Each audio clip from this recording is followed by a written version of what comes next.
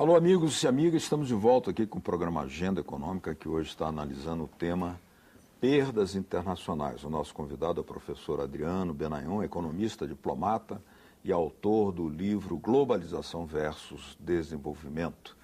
Professor, passado aquele período que o senhor explicou, de uma intervenção externa que derrubou, pôs fim à era Vargas, ou governo Vargas, abriram-se então as condições para instalação desses mecanismos. Mas como é que eles operam em favor das empresas transnacionais? Por exemplo, o senhor fala aqui nos preços das transferências do comércio exterior. O que vem a ser isso? Certo. O preço de transferência normalmente é um preço que a empresa transnacional atribui a um produto que ela exporta. No caso, na exportação, ela faz o subfaturamento. Ela declara na exportação um valor menor que o valor efetivo daquele produto. Do lado da importação é o contrário. E aí é uma das enormes fontes de transferência de lucros. Na importação do equipamento de produção, às vezes equipamento velho, sucateado. Equipamento velho que não vale nada, por exemplo, é atribuído um valor. Para eles já foi, o valor é zero, sucata. Quando uma matriz de um automóvel, qualquer coisa, um bem de uma máquina qualquer de produção, vem para ser instalada no Brasil, para produzir no Brasil, ela já foi usada no exterior durante, no mínimo, 5 anos, geralmente 10 anos e até mais. Já está mais do que paga, valor zero para eles. Mas a transnacional atribui um valor, vamos dizer, 100 milhões de dólares, 200 milhões de dólares. Né? E isso aí é uma importação que o Brasil vai pagar. É uma forma de transferir o lucro. Já chegou a haver casos até de simular uma importação, mandar as máquinas para cá, jogar a máquina no mar e dizer que foi importada. Até isso já houve. É mesmo? Caramba! já houve N coisas. Já houve, por exemplo, você produzir lâmpada da Philips no Recife, mandar para a Holanda e importar como produzido na Holanda. Já houve de tudo. Ou seja, tudo decorre desse fato de você ter entregue o mercado. Então, quando uma grande empresa desfruta de um mercado praticamente sem concorrência, e são cartéis também, né? Você tem mais de uma empresa, mas é tudo combinado, não é isso? Combinam entre si. Combinam entre si. No setor elétrico tem um famoso livro de um empresário europeu que se radicou no Brasil, que ele escreveu na ditadura dos cartéis, né? Kurt Mirov, né? E por aí vai. Eu li esse livro. Né? Então, os cartéis industriais mundiais, eles estabelecem um preço. Então, resultava aquilo que eu citei no final do outro bloco, né? Ganhos reais de 3, 4 vezes o custo real de produção. Então, como é que você vai... Desculpe. Então, como é que você vai transferir isso tudo assim, sem dar na vista? E ademais, tem o seguinte, se a empresa transnacional só transferir esses lucros todos como lucro, ela ia pagar um imposto alto, porque o lucro ainda paga algum imposto. E por aqueles outros mecanismos, não só faz a transferência, mas não paga imposto algum, que vai como despesa. Ela burla o imposto. Ou seja, o que é declarado na contabilidade de uma empresa como despesa, abate do lucro, não é lucro. Outro mecanismo que é citado aqui no seu livro é a prática de juros, quando as matrizes fazem empréstimos. E isso continua corrente até hoje. Como é que funciona? É um empréstimo que a matriz faz à subsidiária, né? Quer dizer, empresa para empresa? Vamos dizer, a matriz da Volkswagen empresta para a subsidiária no Brasil, cobra juros. Então, em vez de receber lucros como lucros, recebe como juros, porque é despesa também, não paga imposto nenhum. E isso resulta em perda internacional para o Brasil. Claro. Ou seja, o Brasil tem um grande mercado. Essas empresas transnacionais todas faturando esses lucros imensos, como é que elas vão transferir isso se não for dessas várias maneiras? Transferem e é uma perda colossal pela qual... até isso me faz lembrar o que eu queria observar a respeito da sua entrada inicial no programa. É que o que se manda para fora a esses títulos todos, através desses 15 mecanismos... Supera os... supera, você mencionou, mas eu queria dizer que isso é muito moderado, dizer que supera somente. Supera N vezes. E no caso da assistência técnica, como é que ela é utilizada também como um mecanismo de transferência de recursos? A assistência técnica também é mais um fator. A empresa transnacional manda vir uns técnicos lá da matriz para orientar a produção, prestar assistência e tal, né? E sobrefatura vamos dizer assim, essas despesas, né? Ou seja, a matriz paga não só o salário desses técnicos, mas também paga pelos serviços à matriz, por essa assistência técnica.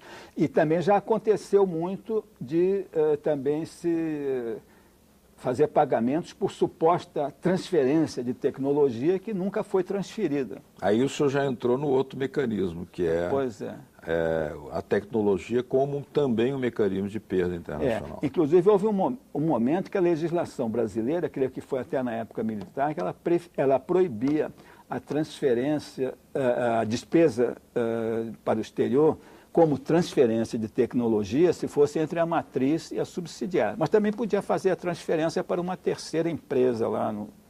Uma terceira empresa? Quer dizer, uma empresa lá pode ser contratada no exterior para prestar serviços de suposta transferência de tecnologia. Ou seja, há variações dentro desses 15 mecanismos, há as variações, né? Há, por exemplo, o uso de marcas. O uso de marcas, como é que funciona marcas e patentes. Quer dizer, você produz um determinado produto, essa marca está registrada mundialmente pela empresa transnacional. Então, a subsidiária que produzir com essa marca paga um royalty, né, referente a esse uso da marca, da mesma maneira que também no caso de patente, né, marcas e patentes. Né? É uma forma também de transferência de recursos para o exterior. Mais uma forma. Agora, no caso, as consultorias de auditorias também podem atuar assim? Acho que sim, acho que também, né, também. Pode prestar, vamos fazer aí uma consultoria para reformular os processos administrativos, qualquer coisa assim. Uma coisa que chama atenção é que o Brasil já teve no passado um Instituto Brasileiro de Seguros, até o monopólio estatal de seguros e resseguros. Isso foi quebrado. No caso aí, seguros e resseguros também são mecanismos instituídos pelas transnacionais para a transferência de renda? Bom, seguros e resseguros são despesas que tem que haver. Agora, o que acontece é que todo tipo de serviço, como esse do seguro, e como o frete também, né? Antigamente o Brasil tinha marinha mercante, então parte dos fretes resultava em renda para o Brasil. Hoje, como desmantelaram a partir do Collor, né? Agora que está se tentando restabelecer alguma coisa de marinha mercante no Brasil, né? Não foi isso?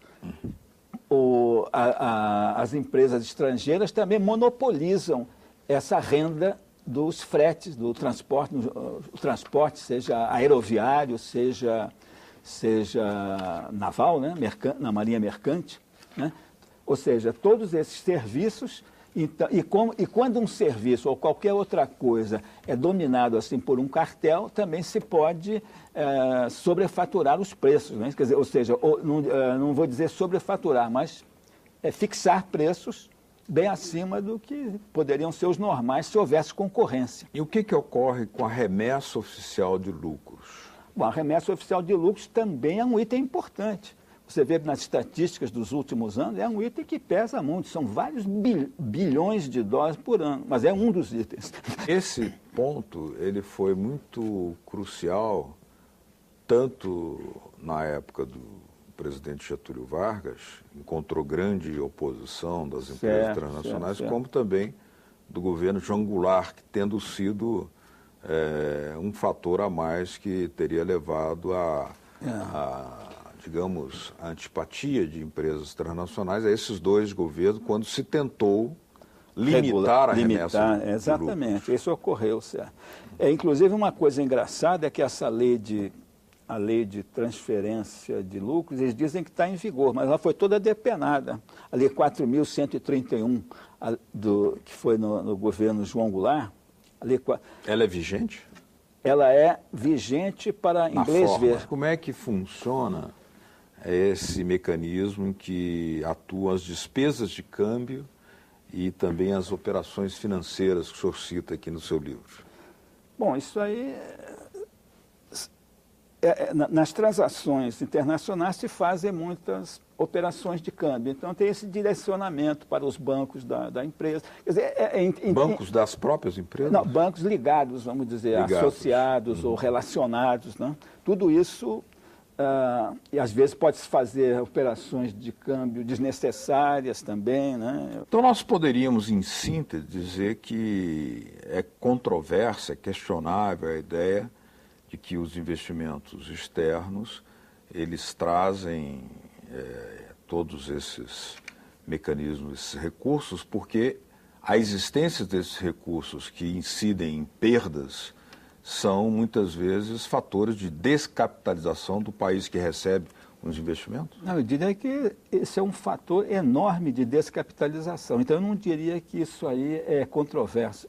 Eu gostaria de dizer que é errado, deliberadamente, para enganar.